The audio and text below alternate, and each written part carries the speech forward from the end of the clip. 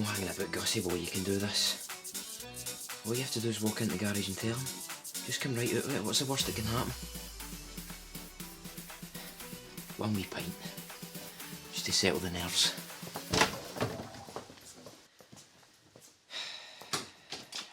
It shouldn't be this hard.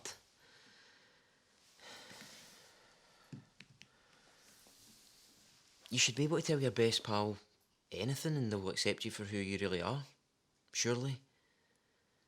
But this thing, this secret, it might end it. The last time I tried to tell somebody it went a bit Pete Tong. It was my dad. I was 14, never forget it. Now, my dad was forward thinking, right, a progressive. Like, he played rave music in the motor and would high-five my pals when they came round for the tea. That's how progressive he was. But no with this. This was too much. This tipped him. He couldn't even look at me. He made me swear in my wee granny's life not to mention it ever again. No to anybody. But my wee papa found it. Well, he never actually found it. He just knew. He said he was one, I know. He said I had this glow about me that could only mean one thing. Thankfully, he agreed to keep it just between us two. Even took me to secret gatherings when my dad was away working.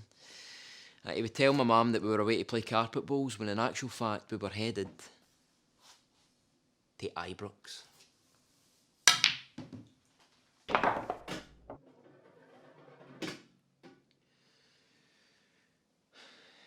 We'd get off at the subway and I would literally run up the Copeland Road, past the supporters bar, and bish bash bosh, I'm standing in front of that beautiful red brick. It was like I'd come home.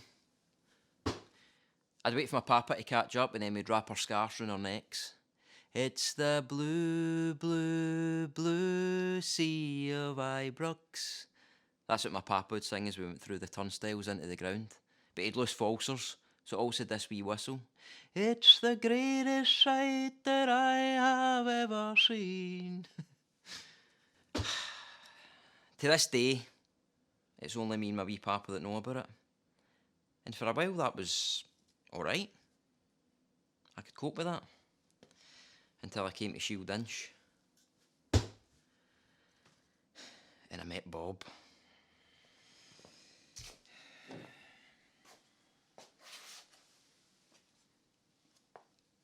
For the moment we met, Bob thought I was Celtic through and through. But I never lied. He just assumed. And then one day there was some guy in the radio talking about Rangers and I was going to tell him.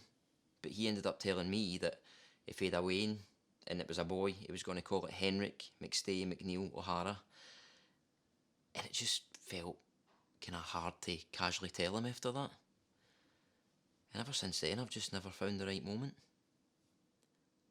And now, 7 years on, it just feels like I've left it too late. Or is it? You see, me and Bob have been through everything life can throw at you. Like marriages, babies, illness, stabbings. I mean, surely we could get through this. Because in the grand scheme of things, it's just football, isn't it? But what if I do tell him and he thinks, well, if he's been lying about that for so long, what else has he been lying about? Because that's what I would think. Or what if he feels hurt that I couldn't tell him? Or what if he loves Celtic that much that he would have to choose Bogus or the boys? Or even worse, I would have to choose Bogus or the Bears?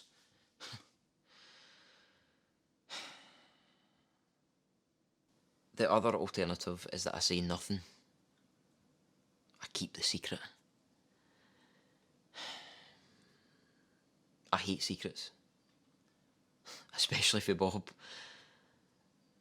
And after the year we've had, I just want to come out of lockdown free, you know?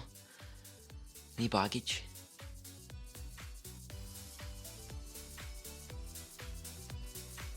I'm going to tell him. I am a Rangers fan.